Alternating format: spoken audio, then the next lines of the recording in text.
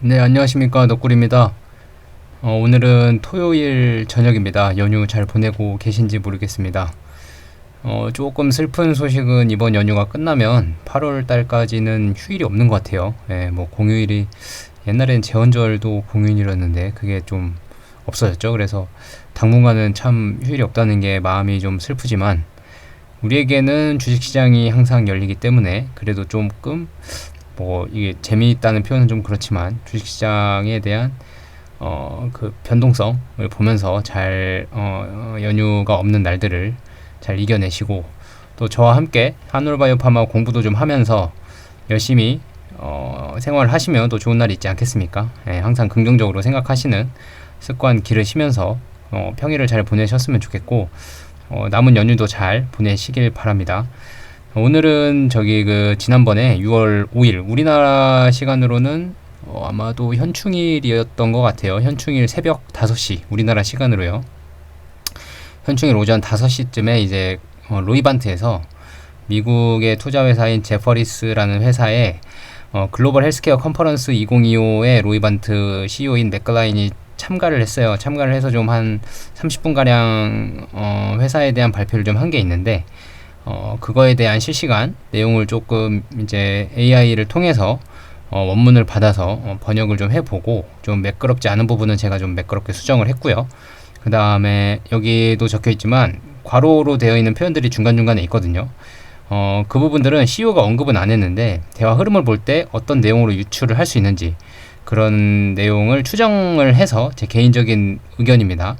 그러니까 뭐 이런 맥락에선 이런 얘기를 하기 위해서 이런 멘트를 하지 않았나 이런 느낌으로 가로 안에 좀 적어 보면서 좀 부드럽게 만들어 봤고 나머지들은 다 실제로 멘트를 한 것을 번역한 것에 불과하기 때문에 분위기 참고하시고 앞으로 잘 어떻게 이런 분위기구나 라는 느낌을 가지시고 한우를 잘 보유하시면서 투자하셨으면 좋겠습니다. 누누이 말씀드리지만 저는 한우를 제가 한우를 추천, 매수, 매도, 리딩 이런 거 하는 거 절대 아닙니다. 같이 공부하고 제가 알고 있는 지식을 전달하는 목적이지 절대 여러분들의 투자 금액을 지켜드리지 못합니다. 그럴 능력도 저는 없습니다. 어떻게 제가 시장을 움직이겠습니까? 한올이 어떻게 될지 제가 어떻게 알겠습니까? 뭐 잘 됐으면 좋겠다는 마음을 갖고 있을 뿐이지 저는 절대 여러분들의 투자 금액을 지켜드리지 못합니다. 그러니까 저를 믿고 한올을 투자하시거나 매수하시거나 매도하시거나 다른 분들에게 추천하시는 거는 여러분들의 책임이고 여러분들의 그릇입니다. 그러니까 뭐 나는 해도 상관없다 하시는 분들이야 해주시면 제 유튜브를 추천해주시면 너무 감사하겠지만 저는 정직하게 유튜브를 찍고 한올에 대한 진심을 갖고 공부를 하는 사람이기 때문에 절대 여러분들을 매수매도 리딩하는 거 절대 아닙니다. 그러니까 참고하시고 투자에 참고하시기 바랍니다. 자, 그러면 한번 시작을 해보도록 하겠습니다. 오늘 일단은 좀 중요한 건 드디어 M&A에 대한 내용이 좀 있어요. 이게 로이반트 CEO가 질문이 그래서 그런지 M&A에 대한 내용을 조금은 얘기를 했거든요. 근데 이게 추정하기론 이뮤노반트를 얘기하는지 아니면 다른 약물이 또 있거든요. 삼상인 결과가 지금 올해 하반기에 나오는 약물이 다른 회사 거 프리오반트라는 회사 거 하나가 더 있는데 거기에 약물에 대한 M&A를 얘기하는지는 구체적으로는 나온 바는 없습니다. 언급한 바는 없는데 보시면 아시겠지만 첫 부분에 M&A 얘기가 나오고 마지막에 M&A가 나오는데 한번 끝까지 시청을 해주시면 도움이 많이 되실 것 같아요. 자, 한번 보겠습니다. 자, 첫 번째 질문으로는 지난 몇 년간 진전 사항이랑 이 사회자가 질문하는 거예요. 지난 몇 년간 진전 사항이랑 TL1A라는 옛날에 2020년인가요? 꽤 됐을 거예요. 텔레반트라는 회사가 이제 로이반트 안에 자회사로 있었는데 이 반트가 붙었잖아요. 그죠? 로이반트 안에 자회사로 있었는데 텔레반트라는 회사가 TL1A를 타깃하는 항체 그 약물이 있었어요. 근데 이게 염증성 장질환 IBD라 그러죠. 그 약물인데 이거를 로시에 팔았거든요. 이 회사를. 근데 그게 10조 원이에요. 10조 원. 10조 원에 갖다 팔았는데 그 TL1A 이후에 2026년까지 전망에 대해 간단히 얘기를 하면 그러니까 약물을 팔고 나서 내년까지는 또 어떻게 그 현금에 대한 얘기 같아요. 이게 현금을 2026년까지 어떻게 전망에 어떻게 생각을 하냐, 현금 갖고 있는 거 어떻게 쓸 거냐, 뭐 이런 얘기인 것 같아요. 자, 그래서 답변을 합니다. 로이반트 CEO가 우리는 적어도 4가지는 언급할 예정이다. 오늘 첫 번째는 이뮤노반트 FcRn 프랜차이즈에 대한 내용을 할 거고, 또 다른 프로그램은 JAK, TYK2 억제제, 이게 그 말한 그 약물이거든요. 삼상이 임박한 다른 약물, 다른 회사 약물입니다. 세 번째는 PHLD 프로그램이라고 지금 뭐 소송하고 있는 프로그램이 하나 있어요. 뭐 이거는 제가 공부를 잘 안 해봐서 잘 모르겠고, 이건 딴 얘기니까. 이 두 개는 딴 얘기입니다. 이 두 개는 딴 얘기. 그 다음에 약 50억 달러 현금 보유한 내용. 그 주된 이유는 몇 년 전에 우리가 화이자로부터 구매한 TL1의 항체를 구매한 후에 로슈에 판매를 했는데, 이 과정에 상당한 수익을 올렸기 때문에 이 50억 달러 현금, 우리나라 돈으로 지금 보수적으로 환율을 1,300원으로 대충 계산하기 편하게 잡으면 약 6조 5천억이라는 현금을 갖고 있는 회사입니다. 그 현금을 새로운 프로젝트, 그리고 지난 몇 년 동안 진행해온 자사주 매입, 이뮤노반트 지분도 확대한 적이 있거든요. 새로운 프로젝트나 그리고 자사주 매입에 활용을 했다. 그리고 앞으로 몇 년 동안 상업화될 임상 데이터들이 많다. 대답을 했고, 그러면 사회자가 질문을 합니다. 파이프라인에 대한 구체적인 얘기를 좀 더 하기 전에 BD라 그러거든요. 비즈니스 디벨롭먼트라고, 바이오업계에서 이 BD라는 말은 잠깐만요. 이게 다 지금 블러 처리돼 가지고 어디 보자. 다시 볼게요. 예. 이거를 보시기 편하시게 하려면 이 형광펜을 해야겠다. BD, 바이오업계에서 이 BD라고 함은 밑에 여기 보이시죠? 여기 BD. 바이오업계에서 BD란 파트너십이나 또는 제휴 또는 라이선싱 또는 M&A, 투자 유치, 시장 확대 등 이런 자본이 많이 들어가는 사업들, 사업 개발, 비즈니스 디벨롭먼트, 우리나라 말로 하면 사업 개발이잖아요. 이런 것들을 BD라고 하는데, BD 전략에 대해 좀 더 폭넓게 질문을 하겠다. 지난 12개월에서 18개월 동안 거래 환경이 매우 유리하다고 말씀을 하셨다. 하지만 지금은 많은 기업들이 현금보다 낮은 가격에 거래되고 있다. 이 질문을 한 질문자의 의도가, 제 생각에는, 이 괄호는 생각이라 그랬잖아요. 생각은 이렇게 밑줄을 치겠습니다. 밑줄 색깔을 빨간색으로 할까요? 빨간색으로. 보유한 현금보다 시가총액이 낮은 가격에 거래되고 있다는 의미로 추측을 합니다. 그러니까 지금 많은 기업들이 보유한 현금보다 시가총액이 낮은 가격에 거래되고 있다. 이런 상황에서 BD 환경을 어떻게 보고 있냐, 그러니까 이런 파트너십이나 라이선싱이나 M&A나 이런 분위기를 어떻게 보고 있냐라고 질문을 했습니다. 그랬더니 답변을 합니다. CEO가 현금보다 낮은 가격에 거래되는 정말 좋은 기업들이 어떤 것들이 있나, 그러니까 있으면 우리가 인수하고 싶다는 의미로 그냥 툭 던진 것 같아요. 그냥 가볍게 한 얘기 같고, 우리는 세계에서 보고 있는 것들에 대해 매우 기대하고 있다. 우리의 파트너십 대부분은 큰 제약사들과 맺어졌지만 전부는 아니다. 우리가 좋아하는 여러 대형 제약회사들과 대화해서 흥미로운 것들이 많이 있다. 자, 여기 이 부분, 우리가 좋아하는 여러 대형 제약회사들과의 대화에서 흥미로운 것들이 많이 있다. 그러니까 이 부분은 대형 제약회사들하고 계속적인 소통이 지금 일어나고 있다는 거예요. 그러니까 이게 저 아까 말한 이 삼상이 가까워진 이 억제제를 얘기를 하는 건지, 이뮤노반트 프랜차이즈를 얘기를 하는 건지는 잘은 모르겠습니다. 계속 읽어보면 그중 일부는 성사되기를 바라며, 그러니까 그중 일부는 성사되기를 바라며. 자, 성사되기를 바란다는 말은 계약이겠죠. 계약, 그죠? 계약을 논의하고 있다는 거예요. 계약을 논의를 하고 있는데 그중 일부는 성사되기를 바라며 라는 말은 마음에 드는 계약들이 있었다 이거죠. 그죠? 그리고 여러 대형 제약 회사들과 대화를 한다는 거는 사실 만약에 FcRn이나 아니면 다른 억제제들이나 다른 제약 회사들과 저울질할 수 있다는 거는 그 계약금이나 그런 경쟁 입찰에서 로이반테가 좀 유리한 위치에서 계약을 맺을 수도 있는 환경일 수도 있다는 거거든요. 그러면 기업 가치를 좀 높게 평가받을 수 있는 상황일 수 있다라고 추측을 할 수 있습니다. 이야기할 수 있으면 정말 멋질 것이다. 그러니까 그중 일부가 성사가 돼서 우리가 발표를 할 수 있으면 정말 멋질 것이다. 바이오텍 시장은 지난 4, 5개월 동안 힘든 시간을 보냈다. 가치평가가 저렴해지고 기대가 변화함에 따라 우리에게는 기회가 된다. 그러니까 그 말은 무슨 말이냐면, 좋은 기업을 인수하거나 그러니까 로이반트가요, 좋은 기업을 인수하거나 아니면 로이반트가 자회사를 대형 제약사에게 우리가 가지고 있는 좋은 회사들을 싸게 매입할 수 있는 기회를 제공할 수 있어서, 그러니까 주식이 많이 떨어졌다 보니까 대형 제약사들이 예를 들어서 이뮤노반트를 사갈 때 주가가 많이 떨어져 있으니까 대형 제약사들한테는 주가가 왜 이렇게 좀 싸게 살 수 있나라고 기회를 제공할 수 있다. 그 말이 지금 바이오 기업 주식들이 많이 떨어졌기 때문에 좋은 기회가 된다라고 표현을 했다고 저는 추정을 하는 겁니다. 괄호죠, 괄호. 추정입니다. 작년에는 경쟁력이 있었던 것들이 올해는 경쟁력이 없다. 근데 이런 것들은 모두 건설적인 방향으로, 좋은 방향으로 작용을 하고 있다. 우리는 구매한 약물들을 장기 보유하고 있다. 그러니까 구매한 약물들 있잖아요. 그러니까 로이반트가 인수해온 약물들, 뭐 이뮤노반트도 마찬가지죠. 그래서 우리는 장기적으로 보였기 때문에 꽤 신중하며 꾸준한 충분한 시간을 두고 있다. 앞으로도 계속 신중하게 접근하고 시간을 가질 것이다. 하지만 아마도 몇 달 이내에 성사될 수 있는 여러 가지에 대해 기대하고 있다.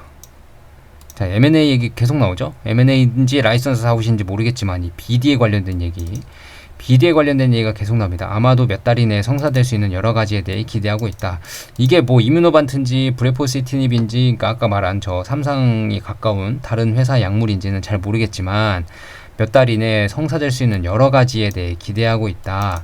그 시기가 적절할 것 같다라는 말은 몇 달 이내라고 표현한 이 부분 있잖아요. 이 부분이 적절한 표현이라고 생각한다. 나는 방금 말했지만 라고 저는 생각을 하고 있고, 아마도 조금 더 빨리 진행될 수도 있다. 이 말은 모르겠어요. 이 말이 무슨 말이냐면 제 생각에는 여기단 적지는 않았는데 그 FDA가 요즘에 그 일례로 사노피가 지금 블루프린트인가? 라는 희귀의약품 회사를 인수합병을 했어요. 근데 어떤 질환인지는 제가 지금 기억이 잘 안 나는데 좀 꽤 큰 금액의 10조 원인가 뭐 아마 그쯤 언저리에 인수를 한 것 같아요. 근데 이게 희귀의약품 회사를 사노피가 왜 인수를 했냐? 일단은 뭐 대형 글로벌 제약사들은 먼저 특허권이 그렇게 본인들이 글로벌 매출을 일으키고 있는 약물들에 대해서 특허권이 임박한 약물들이 되게 많거든요. 바이오 기업들의 특허권은 곧 생명입니다, 생명.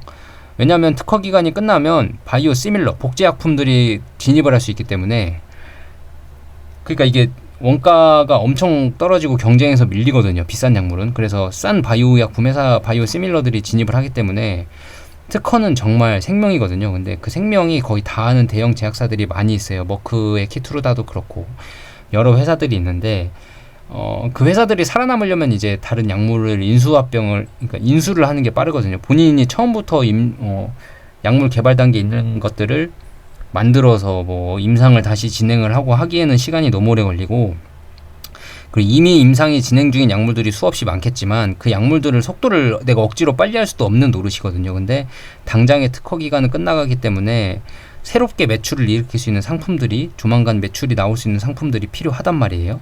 그래서 사노피가 블루프린트라는 회사를 인수를 한 것 같고, 가능성을 높게 보고 인수를 한 것 같고, 두 번째로는 FDA가 요즘에 분위기가 희귀의약품은 승인을 빨리 내주겠다 그랬거든요. 그러니까 희귀의약품이 임상이 진행 중이더라도 과학적 근거가 있고 효능 입증이 되고 안정성 입증이 되고 환자들에게 이득이 될 수 있다고 판단이 되면 FDA가 삼상 결과 다 발표하고 FDA 승인 나는 게 아니고 미리 환자들한테 공급 먼저 할 수도 있다 라는 멘트까지 할 정도로 희귀의약품에 대해서는 조금 신속하게 판단을 하고 있는 분위기예요. 그래서 제 생각에는 아마도 조금 더 빨리 진행될 수도 있다라는 로이반트 CEO의 멘트는 그 FDA 분위기를 좀 담지 않았나라고 생각을 합니다. 최근 사노피가 블루프린트 인수한 건에 대해서요. 그래서 BD 측면에서 정말 좋은 것들이 있다라고 언급을 했습니다. BD 측면에서 정말 좋은 것들이 있다. 정말 좋은 것들. 그러니까 BD 측면에서 정말 그러니까 말투 하나하나에 제가 의미부여를 하는 걸 수도 있지만 BD 측면이라고 딱 집어서 말한 건 곧 뭐 이런 기업, 이런 내용들이 있을 수 있다는 얘기로 볼 수 있죠. 그죠? 제가 너무 한올 주주라서 긍정적으로만 해석을 할 수도 있지만 뭐 아니라고 생각하시는 분들은 댓글을 달아주시면 제가 겸허히 받아들이고 겸손하게 잘 받아들이고 인정하고 저도 비판적으로 바라볼 수 있는 시각을 좀 기르도록 하겠습니다. 좀 도와주십시오. 예, 좀 댓글도 많이 달아주시고 아무튼 저는 그렇게 생각을 합니다. 자, 그래서 사회자가 또 질문을 합니다. 그리고 관세와 관련된 불확실성을 고려할 때도 이야기할 수 있습니다 라고 하려 그랬더니 답변을 뭐라 그랬냐면, 관세 이야기 하기 전에 비디오와 관련돼서 지금 말을 하다가 관세 이야기로 넘어가려고 그랬는데 CEO는 잠깐만 아직 할 말이 더 있어 라는 뜻으로, BD에 대한 또 다른 코멘트는 FCRN과 JK1, TYK2와 같은 기회에 점점 더 기대하고 있다는 것이다. 그러니까 여기 보세요. 여기 FCRN이랑 요거랑 와 같은 기회에 점점 더 기대하고 있다는 것이다. 그러니까 딱 두 개의 약물 중에 뭔가 나올 것 같다는 얘기죠. 그죠? 그리고 우리는 이러한 비즈니스에 대한 적극적 확장을 위한 상당한 양의 BD를 수행했다. 그러니까 상당한 양의 BD를 수행했다.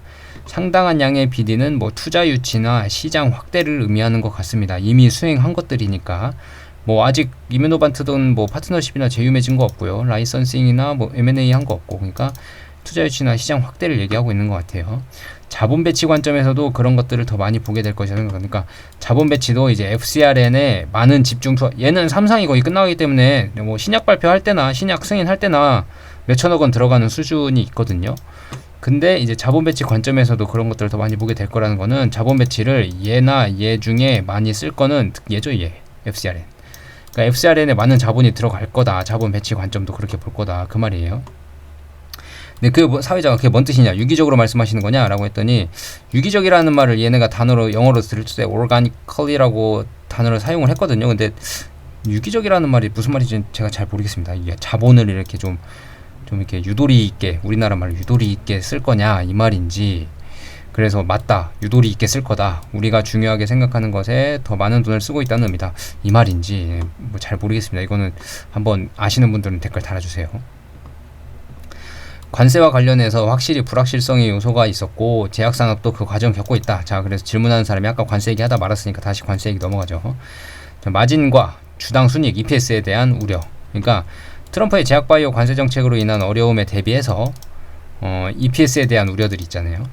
제약바이오 관세 정책 때문에 EPS가 깎인다, 뭐 마진이 깎인다 이런 얘기가 많이 나오니까 그런 우려가 있는 시나리오 계획이 있을 거라고 확신을 한다. 그러니까 너네도 바이오텍 회사인데 이런 우려들이 있지 않냐.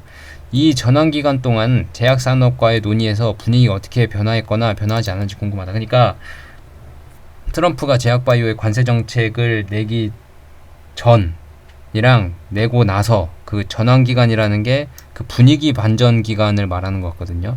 아무 일 없었다가 트럼프가 제약바이오 관세 때리겠다 할 때 그 분위기 전환 기간 동안 제약산업과의 논의, 그러니까 대규모 대형 제약사와의 논의에서 분위기가 변하거나 안 변했거나 뭐 이런 게 궁금하다 분위기가. 그랬더니 답변은 지난 18개월이 흥미로웠지만 특히 최근 몇 개월 동안 대형 제약사와의 대화가 특히 흥미로웠다. 자, 최근 몇 개월 동안 대형 제약사와의 대화가 특히 흥미로웠다. 그러니까 관심이 높아졌다 이거죠. 대형 제약사들의 관심이 높아졌다.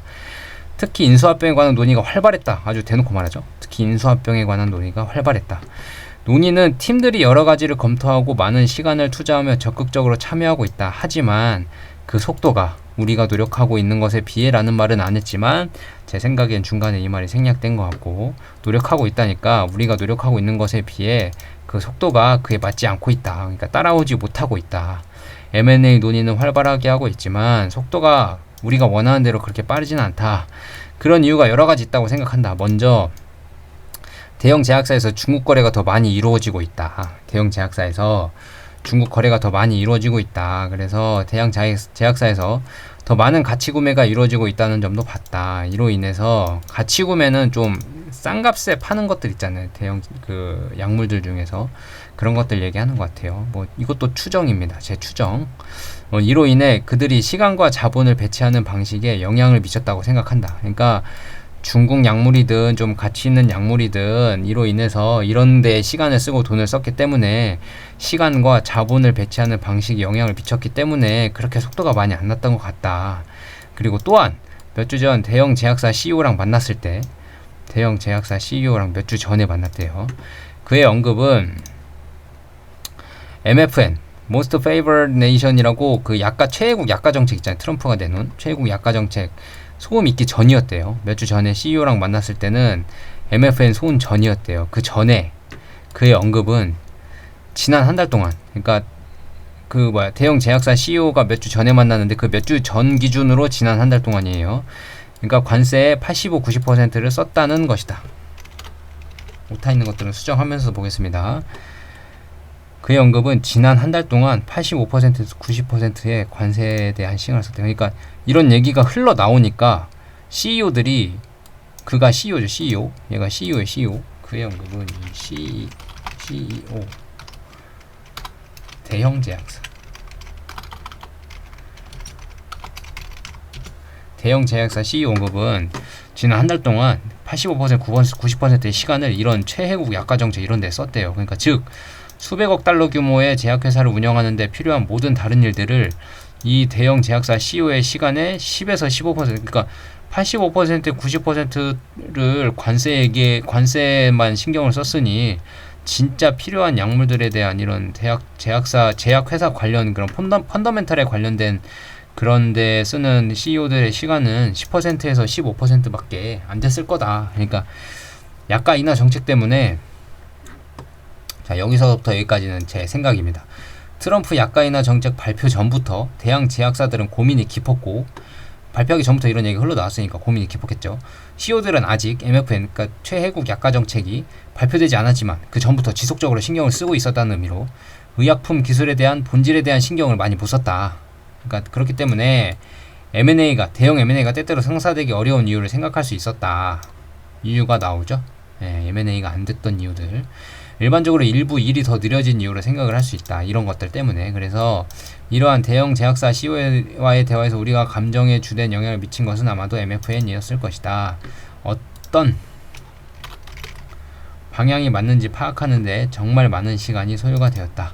그리고 MFN이 이를 더욱 복잡하게 만들었다. 모두가 괜찮기를 바라는 마음이 많았다. 여러 경우의 수를 파악하려고 노력을 많이 했다. 그러니까 트럼프 때문에 쓸데없이 노력 많이 한 거라는 겁니다. 시간을 많이 투자를 했다. 그래서 질문을 합니다. 제약업계가 BD 거래를 진행하기 전에 관세와 MFN에 대한 명확성과 가시성이 필요하다고 생각하냐, 아니면 그들이 그냥 관세와 MFN을 무시하고 진행하는데 괜찮다고 생각하냐. 그러니까 제약업계, 대형 제약사들을 말하는 거죠. 제약업계가 인수합병이나 이런 투자를 진행하기 전에 관세나 MFN을 신경 쓰고 좀 보수적이냐, 아니면 이런 것 무시하고 그냥 진행을 하냐 해도 괜찮다는 분위기냐. 그러니까 제약업계 분위기를 물어보는 거예요. 그랬더니 답변을 하기를 로이반트 대표가, 이번 주에 우리가 배운 것은 그 질문에 대한 대답 분명히 아니다. 이는 좋은 일이다. 그러니까 이 관세 때문에 인수합병 안 하는 건 아니다. 그러니까 관세 신경 안 쓰고 인수합병 한다는 얘기다. 제약업계는 관세랑 필요 없이 인수합병 할 수 있는 분위기다. 인수합병 하겠다는 분위기다라는 겁니다. 그러니까 좋은 거죠. 그죠? 그렇다면 BD와 새로운 자산, 새롭게 라이선스 인할 만한 의약품에 대한 치료 분야는 어떻게 되냐. 그러니까 로이반트가 또 새로운 물질을 살 수 있잖아요. 그죠? 그런 것들에 대한 치료 분야는 뭘 생각하고 있냐라는 얘기에 로이반트 CEO는, 우리가 항상 말한 것은 기회주의적이다. 우리는 어디든 갈 수 있다. 기회가 있으면 어디든 가겠다는 얘기죠. 또한 우리에게는 특정한 포트폴리오 구성에 더 잘 맞는다. 예를 들면 종양학, 암이죠. 암 분야는 경쟁이 심해요. 경쟁 역학 때문에 우리에게 좀 더 어렵고, 유전자 치료나 세포 치료제 같은 경우는 제조에 대한 집중된 전문성이 부족하기 때문에 좀 더 어려웠다. 근데 나머지 everything, 모든 것은 열려있다. 가능성이. 면역학, 폐, 호흡기, 혈관이 아니라 혈관입니다. 심혈관 대사 분야에서 우리가 좋아하는 것들이 있고, 주로 비만, 희귀질환, 그리고 특수제약이라는 분야에 부르는 것들이 여러 개가 있다. 특수제약은 뭐예요? 물어봤더니 이 분야에서 이전에 했던 일들은 여성건강의약품이나 비뇨기과 같은 것들이 있었다. 그러니까 파타마라는 약물이 있나봐요. 파타마 같은 거냐? 그러니까 맞다. 그러나 레로골릭스, 그러니까 로이반트가 만든 약이거든요. 이건 이미 삼성 선거에서 아마 상업화했을 거예요. 렐로골릭스와 바이브그론 같은 것도 포함된다. 그러니까 얘네들이 뭐 이런 제약도 많이 관심을 갖고 있다, 이 말입니다. 이렇게 딱 얘기 끝내고, 자, 이 다음부터는 이 아까 삼상 결과 발표가 올해 하반기 예정된 다른 약물, 이 경구용 억제제에 대한 조만간 발표될 임상 3상 결과 기대감 이야기가 계속 지속이 되고요. 또 위약 조정에 관한 얘기랑 뭐 신약 출시 시 신약 금액이 어떻게 될지, 임상 3상 리스크에 대한 리스크가 어떤 게 될지, 그냥 전반적인 얘기를 다른 약물에 대해서 쭉 다루더라고요. 그러니까 이 위의 내용을 잠깐 중간 정리를 해보면, 노란색 처진 부분만 좀 보면 되겠네요. BD라는 내용에 대해서 질문을 많이 했고, 우리가 좋아하는 여러 대형 제약회사들과 대화에서 흥미로운 것들이 많이 있다. 그중 일부는 성사되기를 바라며 이야기할 수 있는 것 있으면 정말 멋질 것이다. 그러니까 로이반트에서는 가격 제시는 하지 않았을까요? 이렇게 얘기하면 던졌을 수도 있을 것 같아요. 던졌는데 뭐 그중에 일부가 성사되기를 바란다는 거는 좋은 가격에 잘 가져갔으면 좋겠다는 얘기고, 발표할 수 있으면 정말 멋진 일이다. 하지만 아마도 몇 달 이내에 성사될 수 있는 여러 가지에 대해 기대하고 있다. 그러니까 몇 달 이내에 성사될 수 있다. 이 말은 계약이 그래도 많이 진전이 됐다. 내용이 많이 오갔다. 협상이 많이 오갔다.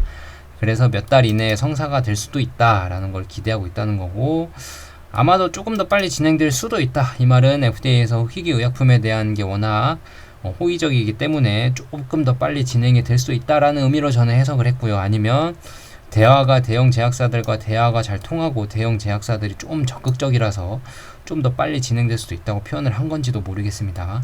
BD 측면에서 좋은 것들이 있다라는 말을 계속 연거푸하고 있고요.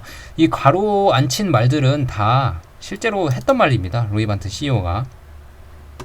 그리고 BD에 대한 또 다른 코멘트는 FcRN과 JK1 TYK에 대해 점점 더 기대하고 있다는 것이다. 그러니까 기대감이 로이반트에서는 상당히 크게 생각을 하고 있고, 특히 최근 몇 개월 동안 대형 제약사의 대화가 특히 흥미로웠다. 특히 인수합병에 관한 논의가 활발했다라고 있습니다.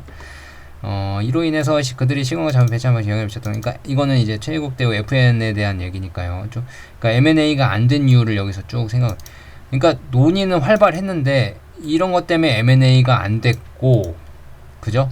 M&A가 안 됐고, 근데 이제 그러면 앞으로 제약업계가 이런 BD를 진행을 하는데 이런 관세나 MFN 정책들이 신경이 쓰이는 거냐? 대형 제약사들은 그럼 M&A가 계속 안 되는 거냐 물어봤더니, 이번 주에 우리가 배운 것은 그 질문에 대한 답이 분명 아니다라는 것이다. 이번 주에 우리가 배운 것이라는 거는 뭘까요? 이번 주에 우리가 배운 것은 이라는 말은, 저는 사노피가 그 블루프린트 제약회사를 인수한 거에 대한 얘기 같거든요.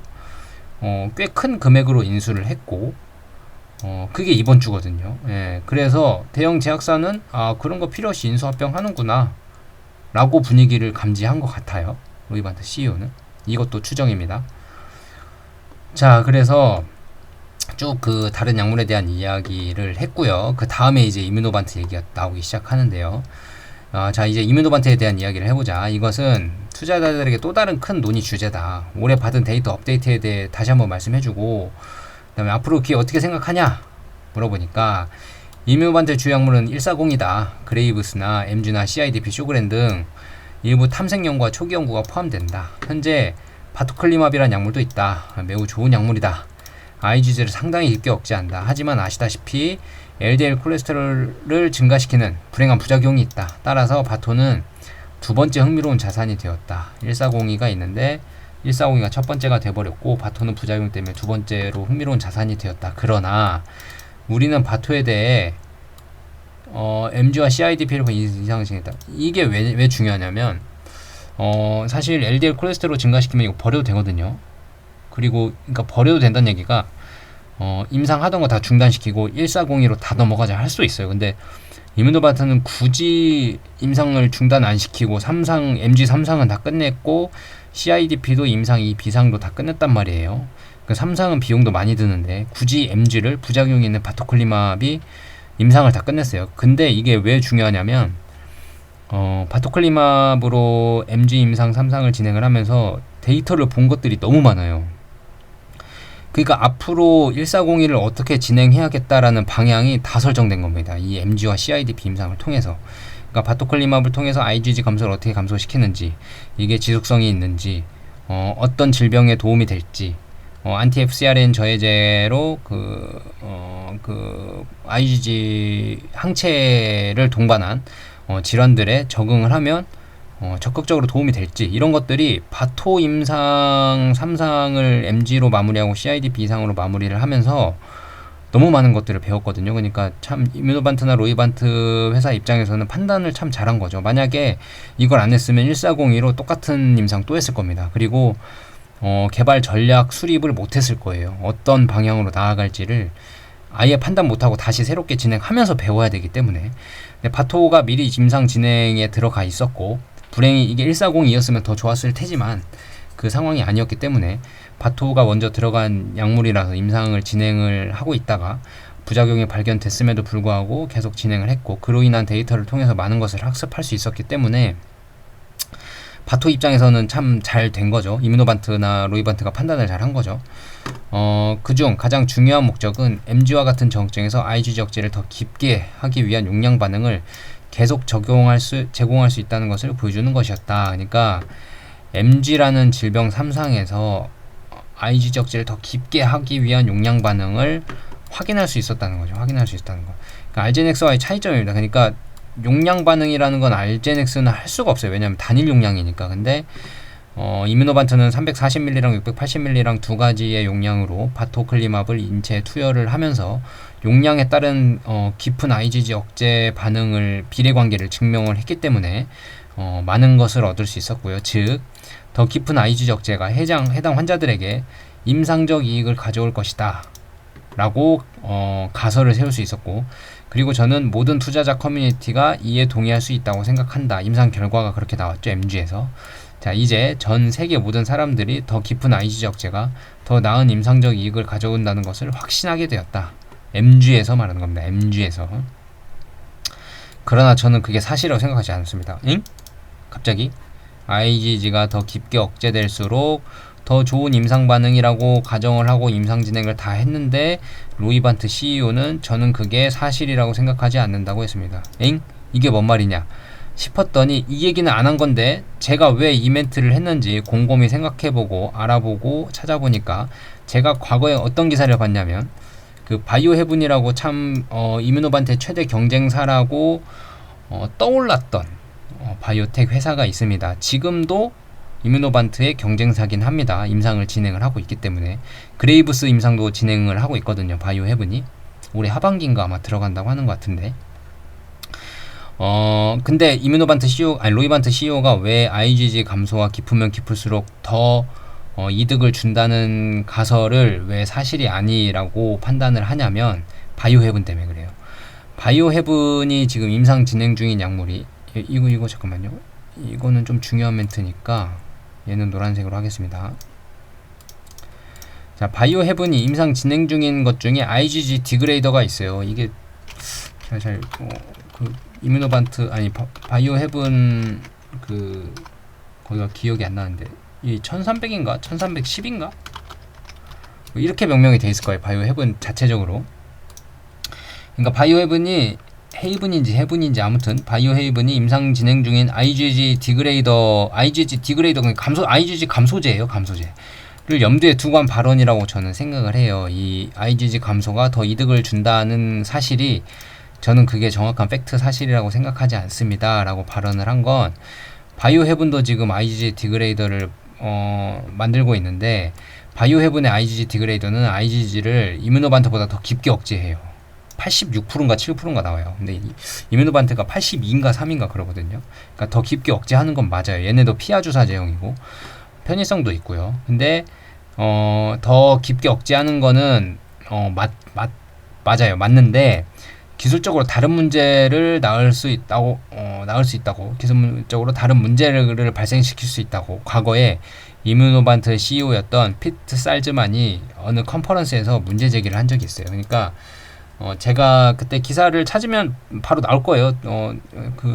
지금 듣고 계시는 분들도 한번 찾아보세요. 네이버에 바이오 헤븐이랑 예를 들면 바이오 헤븐 회사 명을 알파벳으로 치시고 이뮤노반트를 같이 치셔도 나올 수 있고요. 작년 기사였나 그랬던 것 같아요. 작년 초 3월인가 잘 기억은 안 나는데 피트 살즈만이 그게 딱 기사가 하나 있거든요. 그 의학신문이었나 청년 일부였나 잘 기억은 안 나는데 아무튼 찾아보시면 기사 나올 겁니다. 근데 이게 기술적 결함 때문에 IgG 디그레이더가 IgG 감소를 하는데 어떤 환자는 86% 감소되고 어떤 환자는 50%밖에 감소가 안 되고 이렇게 규칙적으로 나오지가 못한 거야, IgG 감소가. 그래서 이거는 상당히 기술적인 문제다라고 이뮤노반트 CEO가 지적을 했던 적이 있습니다. 그래서 이것 때문에 로이반트 CEO가 IgG가 깊으면 깊을수록 용량 반응이 높으면 높을수록 더 좋은 반응을 일으킨다라고 줄줄이 계속 설명을 하다가 저는 그게 사실이라고 생각하지 않습니다 라고 말한 건 바이오 해분을 두고 얘기한 것 같다라고 저는 판단을 하고 있습니다. 자, 계속 읽어보면 하지만 우리가 발표한 데이터에 매우 만족했다. 우리는 명확한 용량 반응을 보여주었다. 이건 알제넥스가 못하는 거죠. 우리는 MG에서 지금 계속 MG에 대한 얘기하고 있는 거예요. 지금 다른 뭐 적응증에 대한 얘기가 아니고 바토클리맙에 대한 얘기를 하면서 계속 진행을 하고 있기 때문에 지금 MG에 대한 얘기입니다. 하지만 우리가 여기서 우리는 MG에서 최고의 약물이 될 기회가 있다고 확신하고 있으며 특히 효과적인 임상 관해와 같은 더 엄격한 기준을 고려할 때 그렇다. 따라서 그 데이터, 그러니까 효과적인 임상 관해는 그러니까 환자가 증상을 안 느끼는 정도. 그러니까 저번에 말한 최소 증상 발현 MSE 지표 있잖아요, 그죠? 잘 모르시는 분들은 과거 영상 MG 임상 결과 발표에 대한 영상을 좀 보시면 되고요.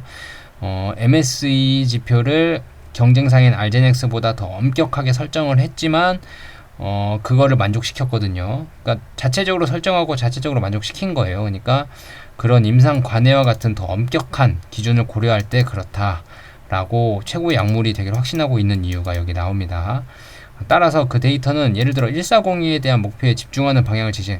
그러니까 바토를 통해서 1402를 어떤 목표를 설정을 해서 임상을 진행하게 될지를 배웠다 이 말입니다. 그러니까 바토 임상이 참 많은 걸 줬어요.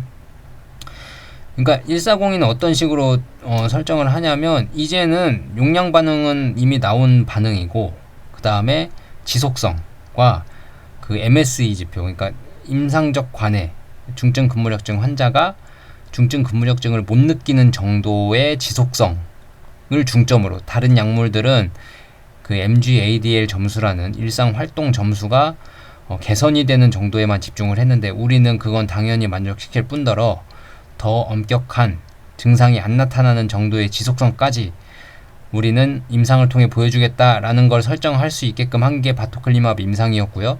1402는 그걸 만족시키기 위한 임상 목표를 세우고 방법을 제시를 해준 거예요. 바토클리맙이.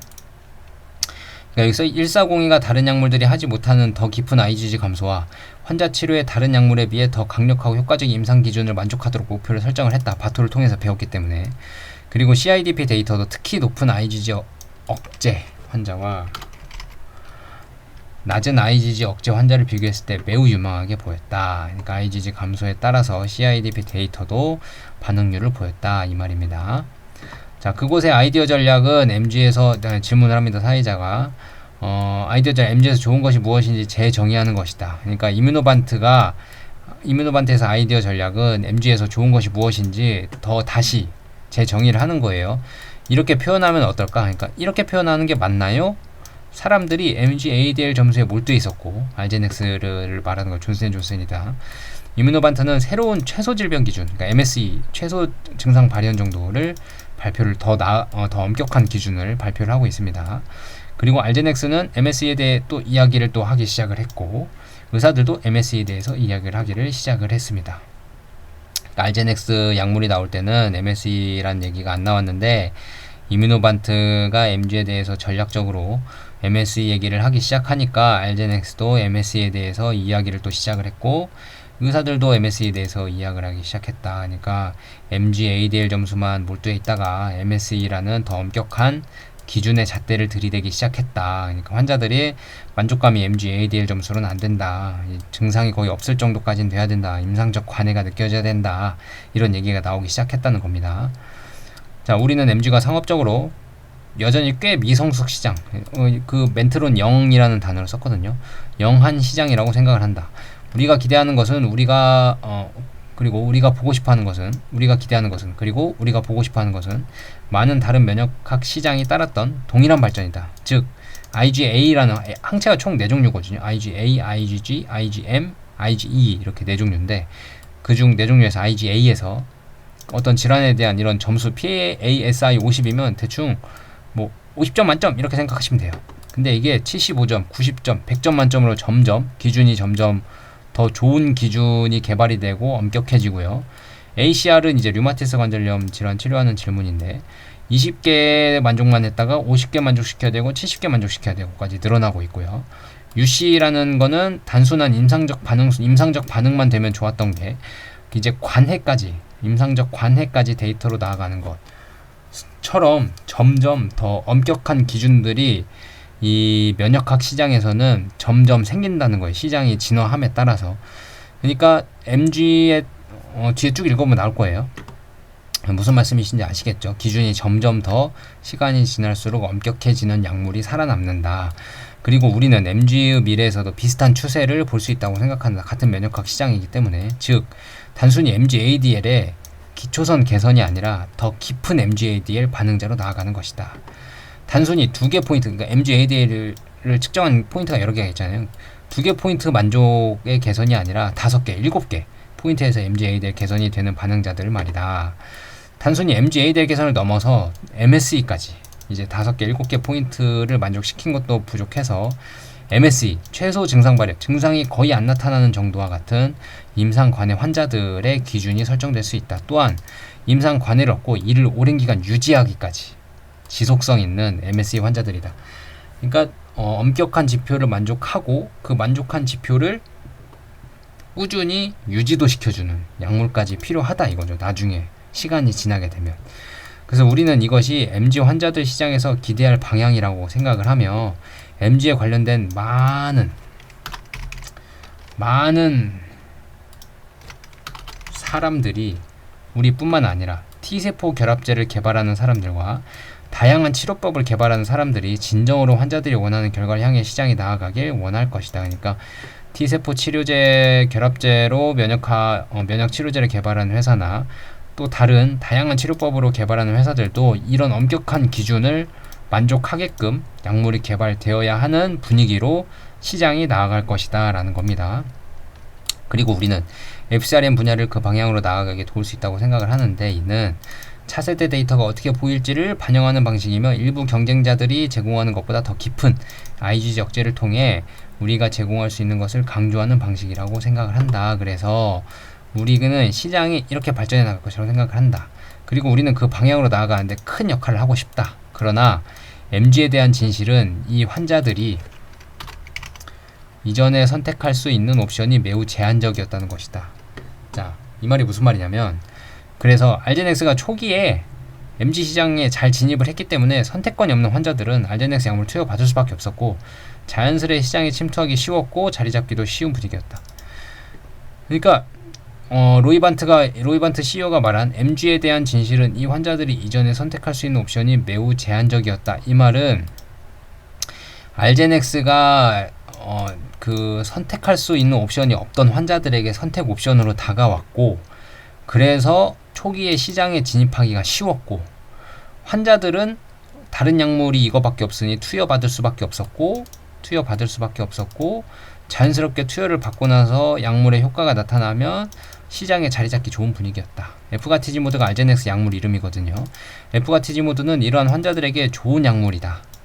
효과도 좋다. 환자들은 이 약을 좋아하고 의사들도 처방하는데 만족한다. 왜냐면 선택지가 없어요. 이거 말고는. 그러니까 중증 근무력증 환자가 다른 약물 처방받다가 말을 안 들었단 말이에요. 그러면 선택지가 없잖아요. 얘밖에. 얘를 넣었는데 치료가 돼요. 그러면 환자도 만족하고 의사도 만족하겠죠. 그죠? 선택지가 없는 상황에서 새로운 선택지가 생겼고 환자들에게 효과도 있었고, 만약 이뮤노반트가 먼저 진입했으면 알제넥스는 자리도 못 잡았을 거예요. 그러니까 이뮤노반트라는 선택지가 동시에 있었으면 알제넥스가 살아남았겠냐? 그건 아니었을 거다라는 분위기로 얘기를 하는 것 같아요.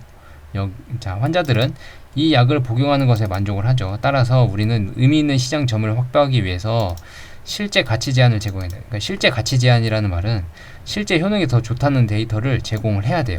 이미 의미 있는 시장 점유를 확보를 하려면 알제넥스가 자리를 잡고 있기 때문에 그걸 이기려면 데이터를 객관적인 데이터를 제공을 해야 돼요. 그래서 우리는 그레이브스와 같은 시장에 먼저 진입할 수 있는 다른 저항증들을 MG의 가치 제한보다 앞세운 이유다. 그러니까 MG의 가치 제한을 그러니까 MG를 먼저 우리가 막 알제넥스 잡겠다고 MG 먼저 해버리기에는 다른 질환을 다 놓치잖아요. 그죠? 그러니까 다른 질환들을 우리가 먼저, 그러니까 대안이 없는 질환들 있잖아요.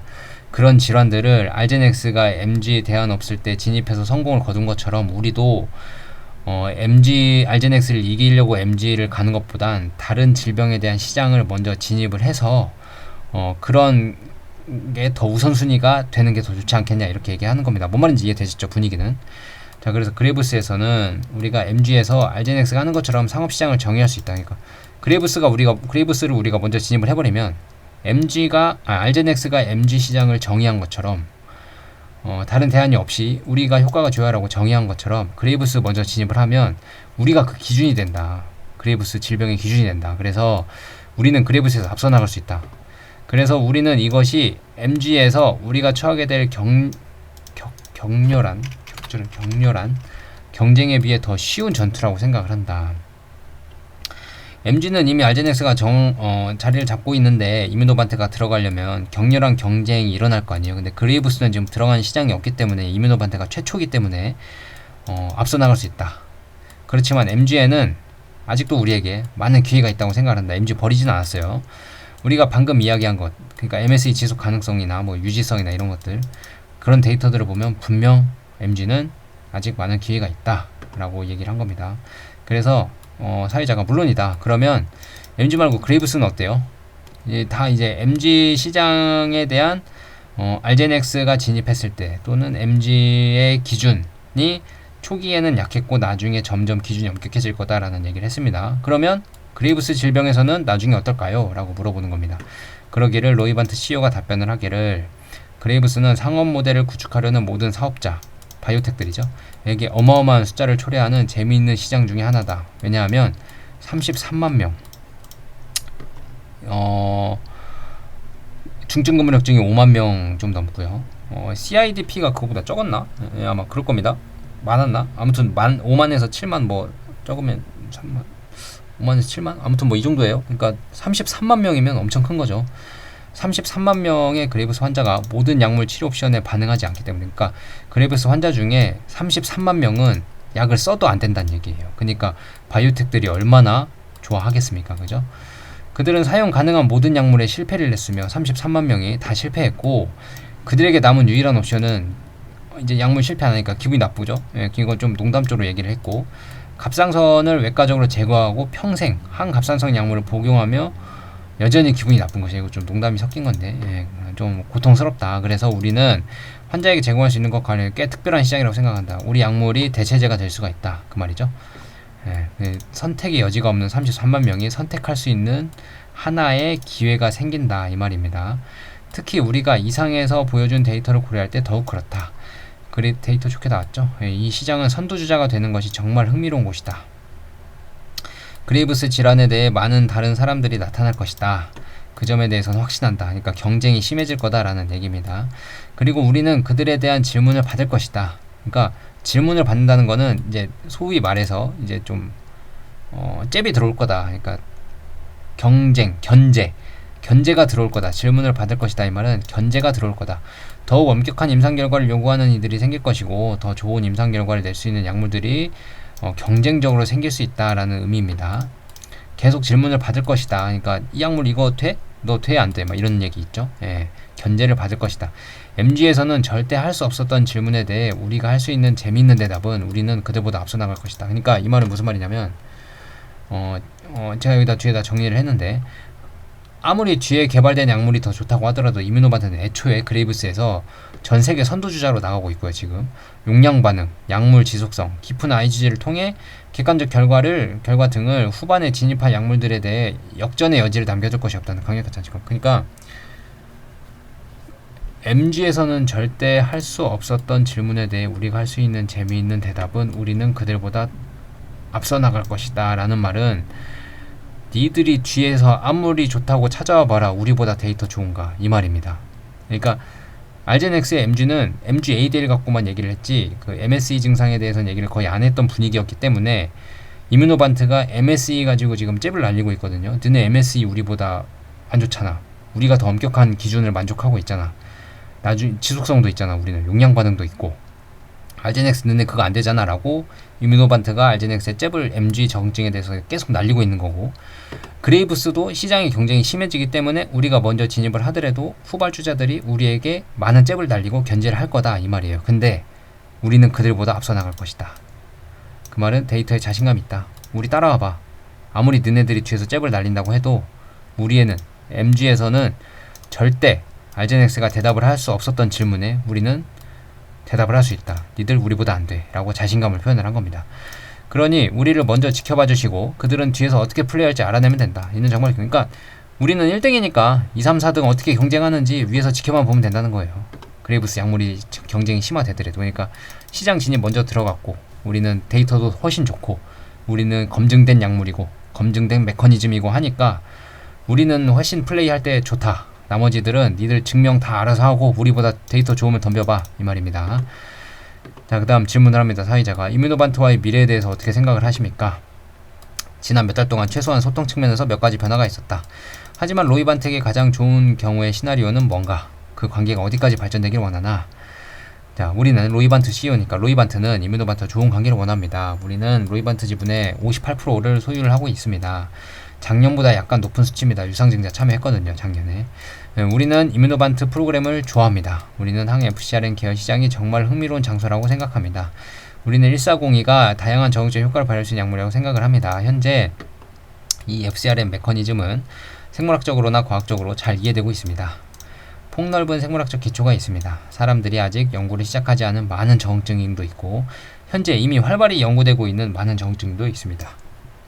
이것은 상업적으로 쌓일 수 있는 적응증과 메커니즘의 종류로 여러가지 다른 적응증이 승인될 수 있습니다. 모든 적응증에 대한 오차 범위가 있긴 하지만 그중 많은 적응증은 확실히 달러 기준으로 9자리 수의 적응증, 그러니까 달러 기준 연 매출 1조 이상을 말하는 블록버스터 약물인 것 같아요. 블록버스터 적응증이 될 수 있습니다. 따라서 이러한 것들을 함께 싸울 수 있는 것은 매우 특별한 기회입니다. 우리는 이런 이야기들에 참여하는 것을 좋아합니다. 이것이 브레포시티님 위에서 말하는 그 삼상 결과 발표 임박한 경구용 약물 있죠. 위에 데이터가 브레포시티닙이 지금 삼상 결과 임박했기 때문에 이 위에 잘 쌓일 거다. 그러니까 FcRn이 이 다음 주자를 이을 거다라고 생각을 하고, 진정한 흥미로운 상업적, 그러니까 상업적이라는 표현은 뭐 라이센스 아웃이든 FDA 승인으로 상업화든 뭐 이런 다양한 돈이 될 수 있을 만한 상업적 이야기의 일부가 될 것이다. 그런 의미에서 로이반트가 바라는 것은 이뮤노반트와 계속 가까이 지내며 그 약물을 개발하고 성공적으로 상용화하는 것이다. 계속 가까이 지내며 성공적으로 상용화하는 것이다. 자, 이 말은 계속 가까이 지내며, 이 말은 제가 봤을 때는 M&A로 회사를 팔아버리겠다 이 말은 아닌 것 같아요. 그리고 성공적으로 상용화한다 이 말 또한 M&A로 팔아버리겠다 이 말은 또 아닐 수도 있어요. 그 말은 무슨 말이냐면 하버바이오메드가 CSPC의 라이센스 아웃을 다시 한 것처럼 이뮤노반트도 그 IMVT1401을 다른 대형 제약사에 더 비싸게 파는 재라이센스 아웃을 하는 그런 그림도 생각을 하고 있지 않을까라고 생각을 합니다. 이런 의미는 이 맥락 속에서 의미를 추측을 하자면 그런 의미가 아닐까라고 생각을 해요. 기회가 생길 때 더 많은 지분을 소유하고 그 위에 잊힐 수 있기를 바란다. 이 말도 비슷하죠, 그죠? 돈이 필요해서 유상증자 했을 땐 우리가 참여하겠다. 그러니까 현금 팍팍 지원하겠다 이 말입니다. 자, 우리가 말하고 싶은 유일한 것은 우리가 이렇게 느끼고 있다는 것이 분명하고 모두가 알고 있는 사실이라는 것이다. 자, 이거 한번 볼까요? 자, 이 말은 무슨 말이냐면 뒤에 제가 써놨잖아요. 이뮤노반트 약물이 좋다는 건 대형 제약사건 누구건 모두가 다 알고 있다는 의미다. 그러니까 우리가 이렇게 느끼고 있다는 것이 분명하고 모두가 알고 있는 사실. 그러니까 로이반트가 이뮤노반트를 좋아한다는 것은 대형 제약사들도 누구도 다 알고 있다 이 말입니다. 우리는 FcRn의 상업적 기회가 흥미롭다는 것을 알아차린 유일한 사람들이 아니다. 이 말은 무슨 말이냐면 되게 큰 의미를 갖고 있는 게, FcRn 상업적 기회가 흥미롭다는 것을 알아차린 유일한 사람들이 아니라는 말은 대형 제약사들이 인정하고 있다는 얘기예요. FcRn의 상업적 기회가 흥미롭다는 것을 대형 제약사들도 인정을 하고 알고 있다는 얘기입니다. 그러니까 많은 사람들이 FCRN이 상업적으로 큰 시장임을 깨닫고 있다는 것을 의미를 한다. 그 말은 대형 제약사도 인정을 하고 있다. 그 말은 관심을 갖고 지켜보고 있다. 이 말이겠죠. 그래서 우리는 많은 제약사들과 그 메커니즘에 대해 많은 대화를 나누고 있으며, 이 말은 대형 제약사들이 우리 약물을 욕심내고 있다는 뜻이 확실하죠. 그죠? FCRN의 원리나 정증에 대한 여러 이야기를 대형 제약사와 수시로 소통하고 있는 것으로 추정하고 있습니다. 저는 개인적으로 이 맥락에서 이 언급에서요, 모든 대화를 진지하게 받아들이고 있다. 이 말은 M&A 기회되면 하겠다, 뭐 라이센스 아웃 기회되면 하겠다, 이 말입니다. 우리는 TL1A, 아까 말한 거 있죠, 10조에 팔았다는 거, TL1A에서 보여준 것처럼 우리의 프로그램에 대해 매우 경제적으로 접근하고 있다. 아까 TL1A는 경제적으로 접근하고 있다.